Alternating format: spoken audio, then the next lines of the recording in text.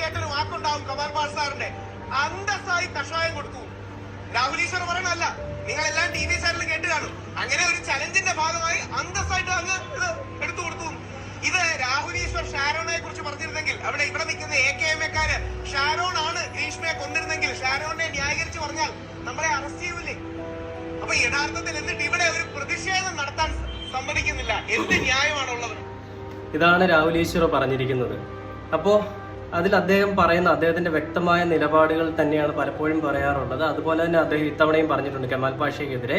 അപ്പൊ ഇതൊക്കെ കേട്ടിട്ട് കമാൽ പാഷ ഇന്നലെ വരെ പറഞ്ഞിരുന്ന പ്രസ്താവനകളിൽ അദ്ദേഹം പറഞ്ഞിരുന്നത് ഗ്രീഷ്മ ഗത്യന്തരമില്ലാതെ ചെയ്തൊരു പ്രവൃത്തിയാണ്, അത് അബദ്ധം പറ്റിപ്പോയതാണ്, ചെറുപ്രായത്തിൽ പറ്റിയതാണ്, ഇളവ് കൊടുക്കണമെന്നൊക്കെയാണ്. എന്നിട്ട് അദ്ദേഹം ഇന്ന് ഈ അപ്പാടെ മാറ്റിക്കൊണ്ട് ഞാൻ അങ്ങനെ പറഞ്ഞിട്ടില്ല, അതായത് തെറ്റ് അല്ല എന്ന് ഞാൻ പറഞ്ഞിട്ടില്ല, ഗ്രീഷ്മ എന്ന കുട്ടിയെ ഞാൻ അംഗീകരിച്ചുകൊണ്ട് പറഞ്ഞതല്ല, കുട്ടി ചെയ്തത് തെറ്റാണ്, പക്ഷേ ശിക്ഷയിൽ ഇളവ്